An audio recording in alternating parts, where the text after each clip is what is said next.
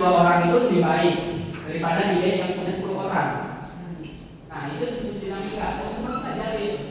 Atau misalkan teman-teman, karena misalkan dalam satu hima, kalau zamannya saya kuliah, misalkan di dalam satu hima atau B, itu isinya ada misalkan HMI, kita sebut misalkan hijau-hijau, ada GMI garis ini merah, ada PMI gitu. Itu disebutnya partai politiknya di kampus lah, zaman saya.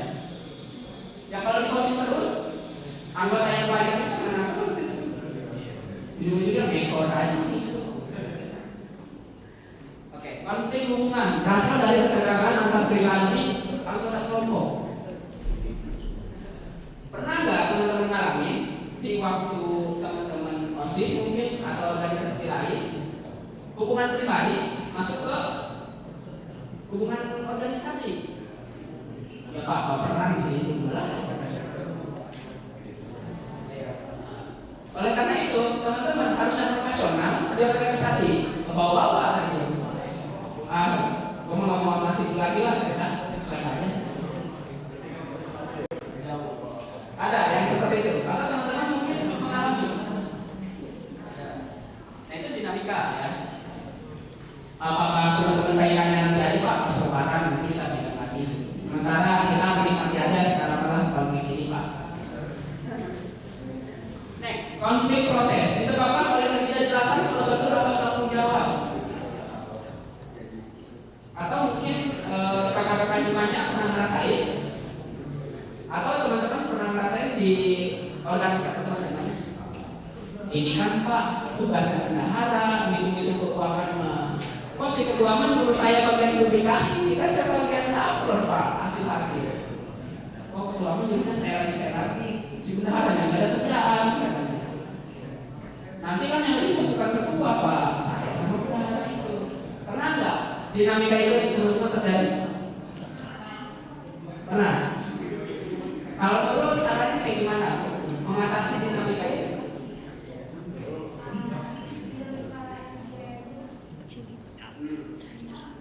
Cara mengatasinya sebetulnya kalau saya tempat ini tugas. Bagaimana mengatasinya?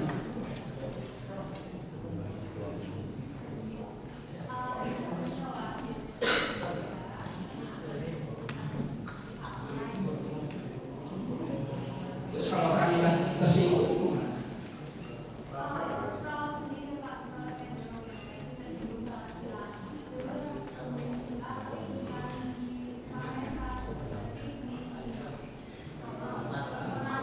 konseling gitu. Ada yang tahu contohnya di negara kita? Di negara kita pernah kayak gini, konflik proses. Ada yang tahu? Atau berikan kasih contoh? Ada yang tahu masa Jokowi di periode kedua itu menterinya situ lagi. Saya kasih kode. Misal, menteri kelautannya ditangkap KPK, terus yang jadi menteri si Luhut lagi Pak. Oke. Terus kalau kemudian Mahfud MD Pak mengundurkan diri karena disantai nama hukum pas debat gitu. Terus yang jadi menteri koordinatornya Luhut disantai lagi Pak. Dia lagi. Itu konflik proses. Dan itu dianggapnya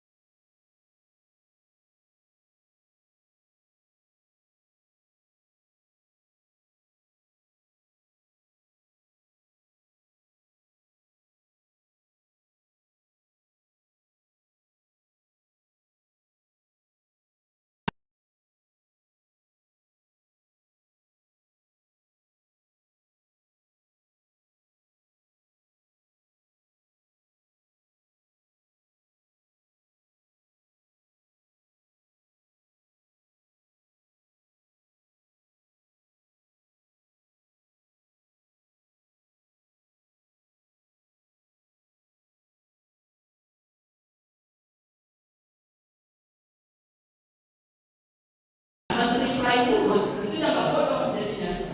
Luhut lagi, menurut lagi. Terus kata Nurul, alhamdulillah Pak sekarang Pak Prabowo, Luhutnya gak diajak Pak. Senang hati saya. Nah kayak gitu. Atau bisa jadi suatu hari nanti Nurul jadi ketua hima gitu. Orang paling dekatnya siapa di sini? Orang paling dekat Nurul. Yang mana harapan? Misalkan coba dekat Nurul. Itu potensi banget itu. Tiba-tiba Nurul di bendahara gimana sih banyak udah tahu beli ini harganya segini malah ngeyel. Johan padahal posisinya sebagai kepala ini bidang pendidikan misal. Johan ini bagaimana sih bendaharanya? Sudah Johan aja yang beli, nanti laporannya notanya ke saya ya. Bagi Nurul gitu kan. Awalnya dekat gue Pak, saya mau percaya sama dia Pak. Terus yang lain saya anggap bos aja Pak, udah amat. Ntar ada program lagi, bagian acara. Udah tahu nih kalau misalkan si Wahyu, kata Nurul, Pak, si Wahyu apa? Disuruh bikin acara, bikin berantem jangan ngerti Pak. Bikin waktunya kagak ngerti Pak, dari pematerinya nggak bisa Pak. Terus gimana Nurul? Yaudahlah si Johan lagi Pak. Pokoknya mau beres sama Pak. Jadi di hima ini cuma 2 orang gitu ya. Nah, teman-teman, dinamika seperti itu sering terjadi gitu. Ujung-ujungnya apa? Cemburu sosial, konflik di dalamnya. Next, lanjut. Pembentukan dan pengembangan tim. Pembentukan dan pengembangan tim adalah proses menciptakan kelompok kerja yang efektif dan harmonis. Ya, kata kuncinya teman-teman sebisa mungkin harmonis ya. Jadi jangan sampai urusan pribadi masuk ke urusan organisasi. Tahapan pembentukan tim menurut Bruce meliputi pembentukan anggota mengenal satu sama lain, menetapkan tujuan dan memahami peran masing-masing. Jadi ketika teman-teman punya kepentingan yang berbeda-beda, ketika teman-teman masuk ke satu organisasi, kita sebut di sini hima saja ya. Itu teman-teman harus satu tujuan, jangan beda-beda gitu. Pas yang masuk ini karena namanya si Johan aja lah Pak, si Johan aja lah. Si Nurul kan kagak kenal kata Pak Ayu, udah amat sekali. Teman-teman udah bisa ya, satu kesatuan kalau di organisasi.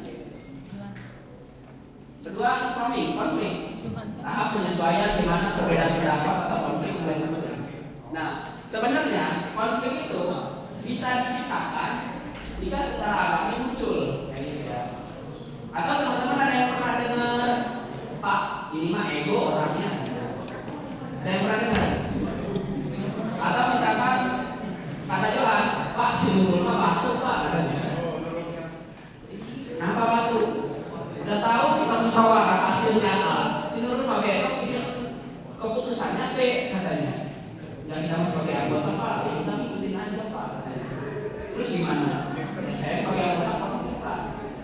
Nah itu mulai ketika kadang-kadang perilaku pemimpin juga menentukan disukai nggak oleh anggotanya. Next, penyesuaian. Anggota mulai bekerja sama dengan norma yang disepakati. Nah, misalkan ketika teman-teman mulai masuk hima, ya sebetulnya hima ya. Saya berharap semuanya di sini bisa masuk hima ya. Masuk hima ada yang calon penerusnya Kanopal. Nah, teman-teman mulai hima. Hima misalkan mulai acara jam 2, acara rapat, pulang jam 3. Terus udah gitu teman-teman mulai menyepakati materinya ini. Kalau kita rapat itu seperti ini, teman-teman misalkan rapatnya pakai dressnya dress hima, misalnya nggak pakai hima keluar gitu, ambil lagi ke kosan sama. Nah teman-teman mulai menyepakati teman-teman pakai ini. Kalau misalkan Mas Johan, Pak kasihan Pak, dia kosannya di Keramat Batu Pak, daripada balik lagi, ya udahlah kasihan. Nah itu mulai muncul konflik lagi. Oh berarti ada kesepakatan yang dilanggar. Itu mulai konflik. Ada temennya yang pakai baju hima, Johan kau tidak adil.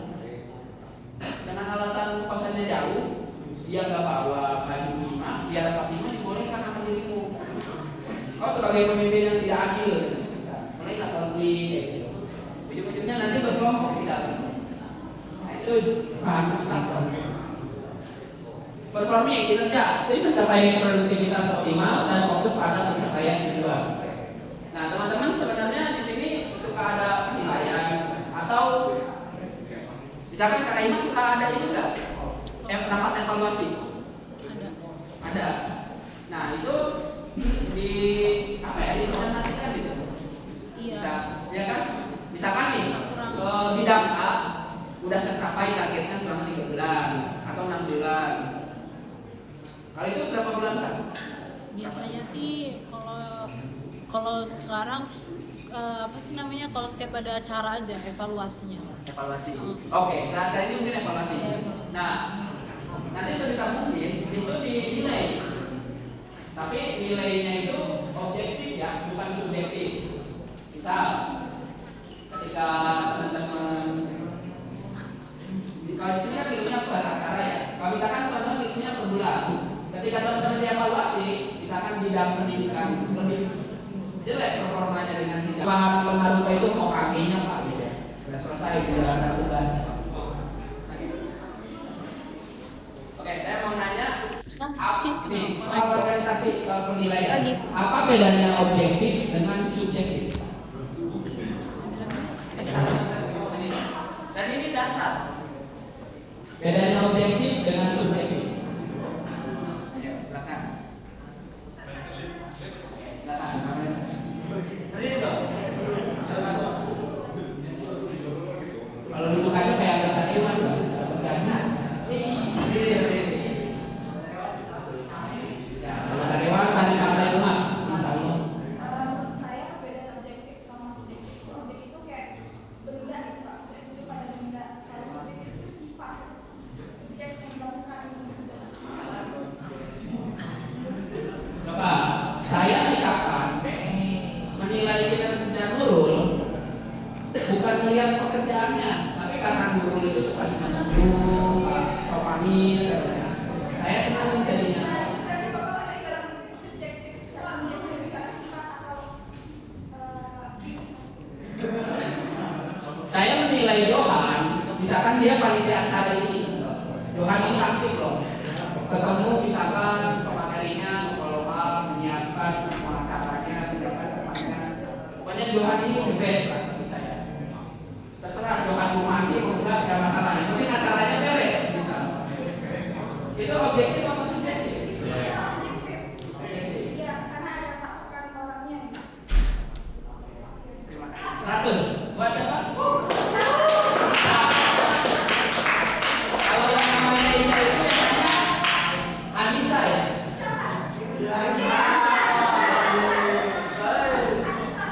Ya, karena kalau namanya Melan nggak harus masih Isa. Mana Isa sih?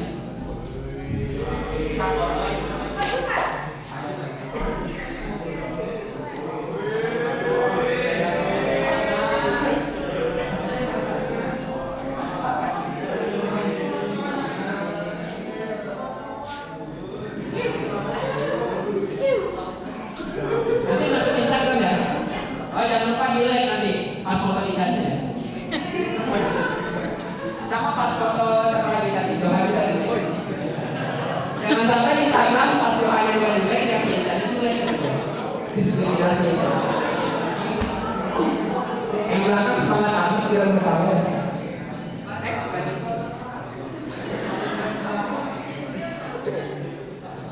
saya hari ini jadi banyak ketahuan. Pengembangan tim mencakup pelatihan keterampilan kerja dan komunikasi, aktivitas membangun kepercayaan antar anggota, penilaian dan evaluasi kinerja tim secara berkala, pembentukan dan pengembangan tim yang efektif, menghasilkan kelompok yang solid, inovatif dan mampu menghadapi tantangan organisasi secara bersama-sama. Next. Terima kasih. Saya masih ada waktu berapa menit lagi? Pas 14. Oke, saya mau bikin pertanyaan nih. Yang bisa jawab ini saya kasih dulu.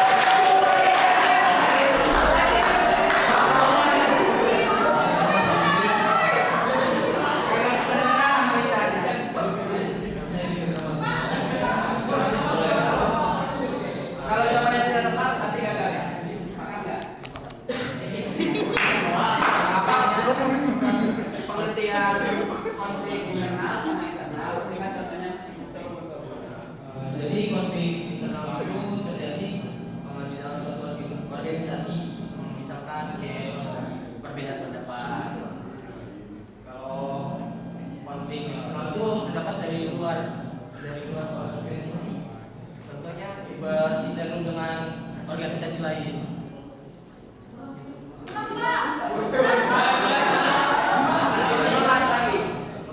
Ini kalau saya kasih nilai cekin.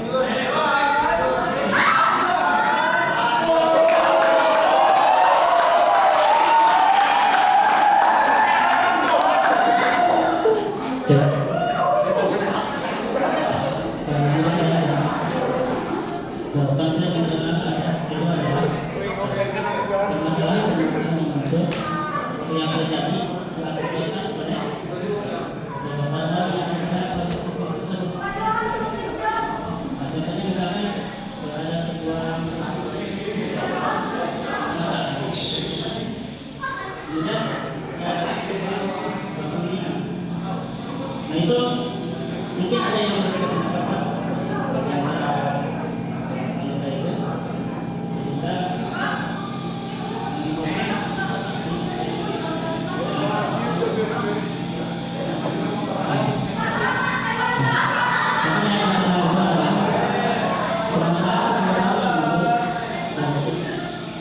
satu organisasi dengan organisasi yang lain bisa.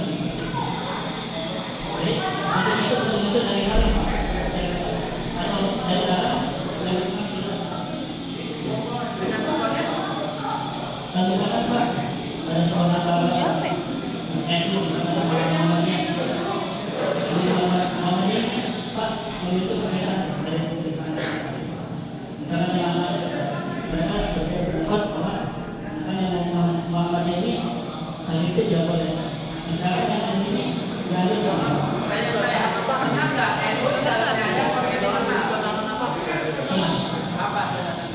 Sekali tangan atau gigi. Kamu jawabnya dari mana?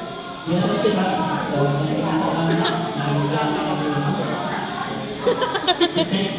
masalah-masalah yang ini Pak perbedaan pandangan saja perbedaan kalau yang sering hukum biasanya sampai cuman memang kita mengambil sebuah Iya, mulutnya. keputusan biasanya ada yang berbeda Pak.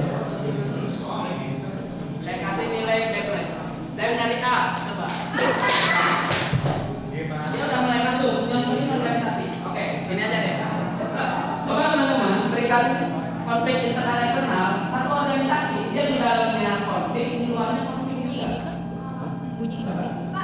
Kalau dari yang jawab, senjatanya dari jawab. Ayo, silakan. Ayo maju sini. Tadi mau baca ya, kalau nggak salah. Ada mic. Ini mati. Baik Pak, perbedaan konflik internal dan eksternal dalam organisasi. Berikan satu contoh organisasinya, dia di dalam konflik, di luar. Oke Pak, contohnya